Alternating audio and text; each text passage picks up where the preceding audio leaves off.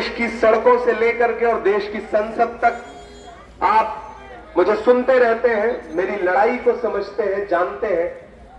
और आज अगर दीघा में मैं आपके बीच सुबह सुबह खड़ा हूं तो जहां तक मेरी आवाज जा रही है, जिन घरों तक मेरी आवाज जा रही है, मेरी माएं बहनें, मेरे नौजवान साथियों, बुजुर्गों, सबसे अपील है कि महागठबंधन ने दिव्या गौतम जी को अपना प्रत्याशी बना करके आपके बीच में भेजा है।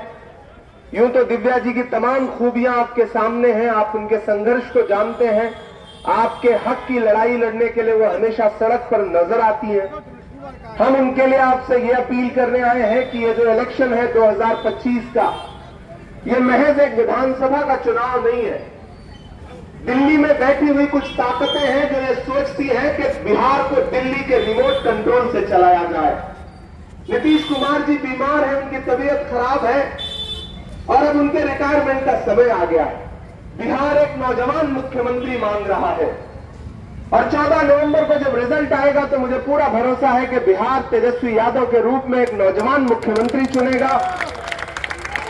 महागठबंधन के लिए पूरे प्रदेश में एक शानदार माहौल है, लहर है। मैं नालंदा से लेकर, बिहार शरीफ से लेकर के, खगड़िया से लेकर के, बछवाड़ा से लेकर के, पूर्णिया से लेकर के, बेतिया से होते हुए आज आपके बीच में पहुंचा हूं, राजा पाकर होते हुए, और आपको यह भरोसा दिलाता हूं कि ये टीवी चैनलों पे भाजपा वाले और उनके सहयोगी चाहे जितना माहौल बना ले, दिखा ले कि हाँ वो बहुत अच्छा चुनाव लड़ रहे हैं, लेकिन सच्चाई ये है कि बिहार की जनता बिहार में बदलाव चाहती है। ये टीवी चैनल वाले जो बिहार में भाजपा के सहयोगियों की सरकार को सुशासन की सरकार बताती है, वो आपको ये नहीं दिखाएगी कि किस तरह से बिहार में सड़कों पर दिन दहाड़े गोलियां चल रही हैं, हत्याएं हो रही हैं और इस जंगल राज को बदलने का वक्त आ गया है। इसलिए मैं दीघा के लोगों से अपील करता हूं साथियों कि आप पिछले 10-12 साल से, 15 साल से एक विधायक को झेल रहे हैं। मेरी अपील है आपसे कि महागठबंधन ने आपके बीच में दिव्या गौतम जैसा एक युवा, पढ़ा लिखा और आपकी सेवा करने का जज्बा रखने वाला प्रत्याशी आपके बीच में भेजा है, जो आपके मुद्दों पर लड़ते हुए ये नहीं देखती है कि किसी का धर्म क्या है, किसी की जाति क्या है, किसी का मजहब क्या है।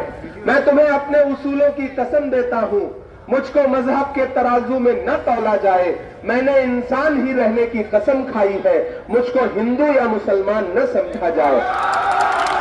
दिव्या भी आपके बीच में इंसान बन के इंसानियत की लड़ाई लड़ती रहती है और आज उनकी उस लड़ाई का बदला देने का वक्त है, उनकी उस लड़ाई का मुआवजा देने का वक्त है। तो मैं इस समनपुरा के तमाम इलाके के लोगों से भी अपील करूंगा, जहां जहां तक मेरी आवाज जा रही है, और पूरी दीघा विधानसभा के तमाम लोगों से अपील करूंगा कि बहुत मुश्किलों से और बड़े जतन से और बड़े सालों बाद आपके बीच में एक ऐसा प्रत्याशी आया है कि जो अगर प्रदेश की विधानसभा में चुन करके पहुंचेगा तो पूरा देश जो है वो दीघा विधानसभा के लिए चर्चित रहेगा, ये मुझे पूरा भरोसा है। मैं दिव्या जी के बारे में देश के अलग अलग हिस्से में तमाम सोशल एक्टिविस्टों से सुनता रहा हूं, तमाम राजनीतिक कार्यकर्ताओं से इनके बारे में सुनता रहा हूं और आज मुझे खुशी है कि मैं इनके लिए आपके सामने दामन फैलाने के लिए आया हूं। साथियों, आपको इस चुनाव में यह बताना है कि बिहार को गुजरात के व्यापारी नहीं चलाएंगे बल्कि बिहार के बिहारी चलाएंगे, ये आपको बताना है। ये सरकार जो लगातार बिहार और बिहारी अस्मिता को अपमानित करती रही है, नरेंद्र मोदी जी, आपको याद होगा 2015 में आरा में खड़े होकर के उन्होंने भाषण देते हुए कहा था कि भाइयों बहनों, बिहार को 80,000 करोड़ का पैकेज दे दूं, कि 1 लाख करोड़ का दे दूं, कि 1,15,000 करोड़ का पैकेज दे दूं। जो जो झूठे जुमले उन्होंने प्रदेश के साथ, बिहार के साथ विशेष पैकेज के नाम पे दिए थे, वो आज तक एक भी पूरे नहीं हुए हैं। और हद तो यह है कि अमित शाह बिहार में आकर के कहते हैं कि बिहार में फैक्ट्रियां इसलिए नहीं लग सकती क्योंकि बिहार में जमीन नहीं है। ये बिहार का अपमान नहीं है तो क्या है कि बिहार के लोगों को पलायन करना पड़ रहा है, प्रदेश के देश के दूसरे हिस्से में जाके नौकरियां मांगनी पड़ रही है और देश का गृह मंत्री और देश की केंद्र सरकार आकर के ये कहती है कि बिहार में जमीन नहीं है इसलिए यहां पे फैक्ट्रियां नहीं लग सकती। अरे अमित शाह जी, अगर बिहार में जमीन नहीं है तो भागलपुर में अडानी को 1,000 एकड़ 1 रुपए की लीज पर आपने कैसे दे दिया? वो जमीन कहां से निकल के आई? वो जमीन बिहार की जनता की है।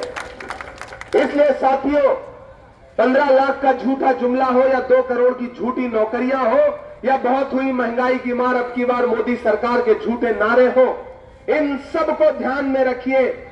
प्रदेश में नीतीश जी बीमार हैं, अस्वस्थ हैं, सरकार रिमोट से चल रही है।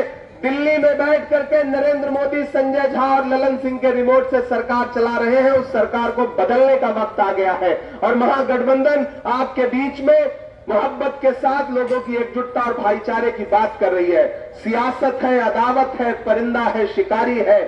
सियासत है, अदावत है, परिंदा है, शिकारी है, मगर इन सारी चीजों पर मोहब्बत अब भी भारी है। पूरा महागठबंधन मोहब्बत की बात करता हुआ, नफरत छोड़ो और भारत जोड़ो का नारा लगाता हुआ हमारा नेता राहुल गांधी 4000 किलोमीटर कन्याकुमारी से कश्मीर तक पैदल चलता है। मैंने उनके साथ सफर किया है। मैं आपकी आवाज बनकर के देश की पार्लियामेंट में बिना डरे बोलता हूं। देश के हाकिम की आंख से आंख